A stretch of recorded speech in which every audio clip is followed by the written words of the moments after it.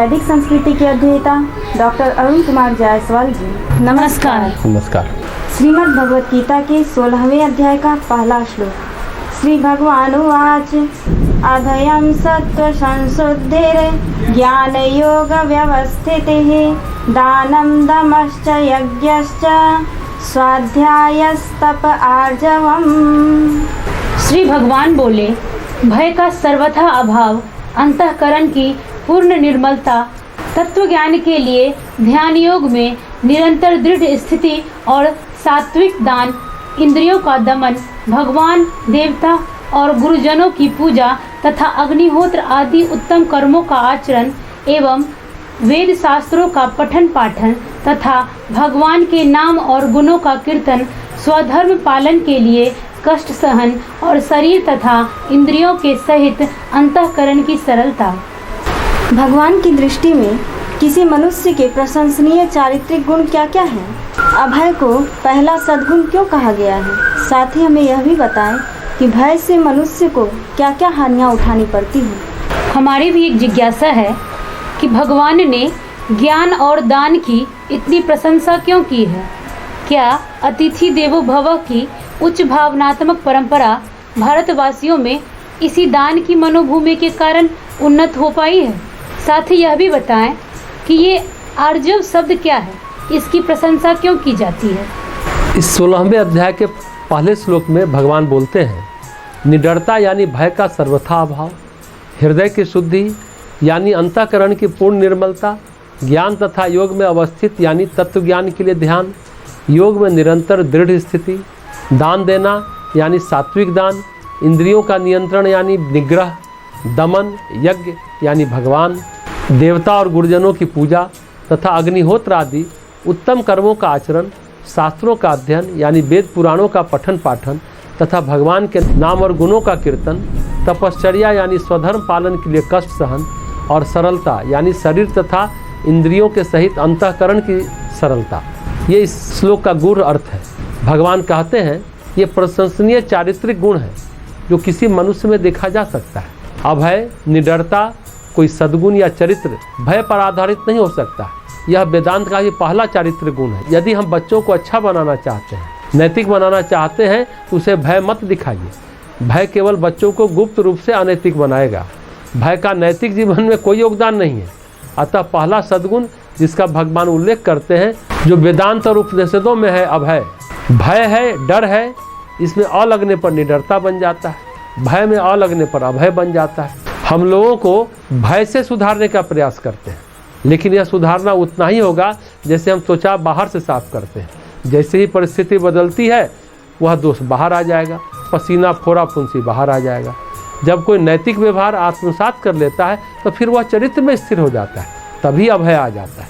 समस्त नैतिक जीवन अभय पर आधारित है। अब यह बात कि भय बच्चों की शिक्षा में बुरा है आज सभी जगह समझी जाती है। एक दार्शनिक है, विचारक है ब्रिटेन के, बर्ट्रैंड रसेल। उन्होंने एक उदाहरण दिया जो बड़ा रोचक है। एक व्यक्ति के पास बिल्ली का एक बच्चा था। वह उसे चूहा पकड़ना सिखाता था। बिल्ली स्वभावतः चूहा पकड़ना जानती है, पर वह व्यक्ति उसे प्रशिक्षण देना चाहता था। चूहा सामने आया, उसने उसे बांध दिया, बिल्ली के बच्चे को उसके सामने रख दिया। एक छड़ी से उसने बिल्ली के बच्चे को अच्छी तरह से पीटा और बोला, जाओ उसे पकड़ो। यह क्रम चलता रहा जब तक बिल्ली का बच्चा उस चूहे को देखकर भय से कांपने न लगा।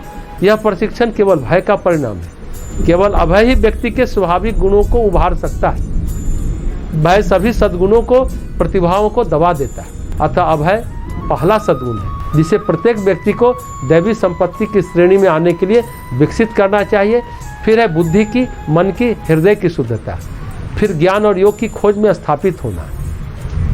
ज्ञान का अर्थ है जानकारी और योग उसकी व्यवहारिक स्थिति या उपलब्धि है। निरंतर मन को इस विचार से युक्त रखना कि किस प्रकार ज्ञान प्राप्त किया जाए और फिर किस प्रकार उस ज्ञान के अनुसार जिया जाए। यही है ज्ञान और योग में अवस्थित होना। फिर है दान, संपत्ति को अन्य लोगों के साथ बांटने की क्षमता, उसे दान कहते हैं। सर्वाधिक प्राचीन ज्ञान ऋग्वेद में इसके लिए संपूर्ण स्तुति है जिसे दान स्तुति कहते हैं, यानी दान की प्रशंसा। हमारे समस्त साहित्य में दान की अत्यंत प्रशंसा है। जो भी हमारे पास है, धन, ज्ञान आदि, उसे बांटिए। हम भारत के लोग इस शिक्षा को ग्रहण करके संसार के सर्वाधिक अतिथि सत्कार गुण संपन्न लोग बन गए। अनेक पाश्चात्य देश के लोग भारत के अतिथि सत्कार रूप महान गुणों की बात करते हैं, इसलिए कि यह शिक्षा उन्हें बचपन में दी गई है। अमेरिका के कॉलेज में एक अमेरिकी प्रोफेसर ने पास के एक होटल में भारतीय लोगों के बारे में उसने कहा, मैं फुल ब्राइट शोधकर्ता के रूप में अपनी पत्नी के साथ भारत के मेरठ शहर में था। 3 महीने रहा, पर 3 महीने में अपने घर एक दिन भी भोजन करने नहीं गए। प्रतिदिन कोई न कोई हमें अपने घर भोजन पर आमंत्रित करता था और यह आनंदपूर्ण होता था। हम भारतीय स्पर्श से सभी जगह प्रसन्न हुए, हमने कभी अन्यत्र ऐसा अनुभव नहीं किया। तो यह है हमारा चारित्रिक गुण, राष्ट्रीय गुण, जिसे कहते हैं दान। मेरे पास कुछ है और आपको आवश्यकता है तो मैं उसे आपको दे देता हूँ। सभी कुछ एक स्वाभाविक रूप में है। दैवी संपत्ति का एक पहलू है दमः, यानी ऐन्द्रिक ऊर्जा का नियंत्रण यानी दमन। इंद्रिय ऊर्जा के अनुशासन के बिना नैतिक जीवन संभव नहीं है। यदि यह ढीली छोड़ दी जाए तो कदापि कोई नैतिक जीवन संभव ही नहीं है। अतः दमः यानी इंद्रियों का अनुशासन, समः यानी शमन, इसे उच्च स्तरीय श्रेणी में रखा गया है। समः शब्द इस नागरिक जीवन के इंद्रिय जीवन में अनुशासन की आवश्यकता के लिए आवश्यक है। यदि कोई किसी को मानव भक्षी के समान खा सकता है तो फिर समाज में कोई सभ्यता नहीं है। इसलिए एक सभ्य समाज में प्रत्येक को ऐसा करने की मनाही है। प्रत्येक स्त्री पुरुष स्वयं को ऐसा करने से रोकता है। यह समः जैसा सद्गुण जिसका अनेक बार उल्लेख हुआ है, दमः के साथ इस श्लोक में भी उल्लेख है। दोनों शब्द सुंदर है, सुंदर विचार है।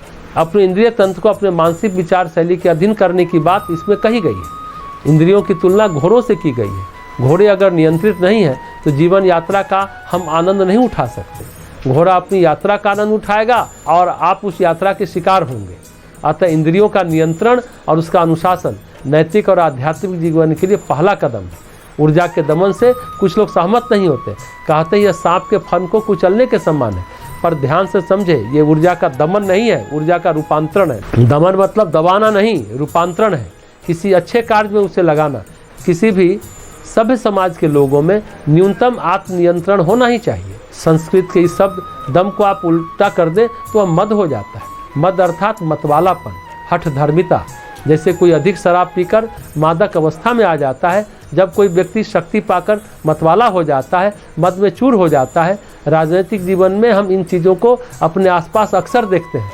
शक्ति मदान्ध कर देती है। इसलिए संस्कृत में कहते हैं मद को दम में परिवर्तित करो। दमन यानी ऊर्जा का परिवर्तन, रूपांतरण, किसी सृजनात्मक कार्य में लगाओ। गांधी जी को कितनी मात्रा में नाम यश दुनिया में मिला, वह उसे पचा लेते हैं, उन्हें घमंड नहीं हुआ। उन्होंने स्वयं कहा था, महात्मा ही महात्मा के दुख को समझ सकता है। इस महात्मा की उपाधि से मुझे बहुत कष्ट है। अतः इन अनुभवों को पचाने की शक्ति एक आध्यात्मिक शक्ति है। जब यह शक्ति होगी तो कोई मद नहीं हो सकता और अत्यंत निर्बल व्यक्ति से दुर्व्यवहार भी नहीं होगा। इस प्रकार ये दो शब्द दम और मद संस्कृत में बहुत महत्वपूर्ण है। हम सब अनेक प्रकार के मद के अधीन हैं। हमें मन को प्रशिक्षित करना होगा जिससे कि हम मदान्ध न हो जाए। यह केवल विवेक से होता है। यह अत्यधिक महत्वपूर्ण कार्य है जो कि मन को सभी ऐन्द्रिक स्तर के अनुभवों और उपलब्धियों से व्यवहार करते हुए प्राप्त होता है। इसके बाद इस श्लोक में अगला शब्द आता है यज्ञ। कुछ इस प्रकार की पूजाएं साधारण विधियों द्वारा ईश्वर संपर्क के लिए की जाती है, जो 5 इंद्रियों द्वारा ग्रहण करते हैं। उससे उच्चतर जो आप करते हैं उसे पूजा कहा जाता है। यज्ञ को इसी संदर्भ में यहाँ देखा जाना चाहिए। इसके बाद स्वाध्याय यानी स्वयं का अध्ययन करना, ज्ञान को समझना और उसे एकत्र करना, फिर तप आता है। सत्य को समझने के लिए मन और इंद्रियों की ऊर्जाओं की एकाग्रता तप है। संस्कृत साहित्य द्वारा दी गई सर्वश्रेष्ठ परिभाषा में उसे तप कहा जाता है। याज्ञवल्क्य की स्मृति में तप शब्द पर एक वाक्य है। साधारणतः तप शब्द से किसी प्रकार की तपस्या समझते हैं, भूखे रहना, व्रत करना, धूप में खड़े होना। याज्ञवल्क्य की स्मृति इसे तप नहीं कहती। याज्ञवल्क्य की स्मृति और शंकराचार्य की उपनिषद की टीकाओं में तप के बारे में अद्भुत व्याख्या है। तपस के माध्यम से ब्रह्म को उपलब्ध करो। कार्य और कारण एक है, तप से ब्रह्म के सत्य को समझो। धूप में 12 घंटे खड़े होकर आप ब्रह्म को कैसे प्राप्त कर सकते हैं? इस प्रकार का तप ब्रह्म ज्ञान नहीं देगा। इस प्रकार का तप प्रायश्चित विधान के लिए मन तथा इंद्रियों की ऊर्जा की एकाग्रता को परम तप कहते हैं। मनुष्य के पास जो भी बहुमूल्य है उनमें सर्वाधिक मूल्य इस तप का है।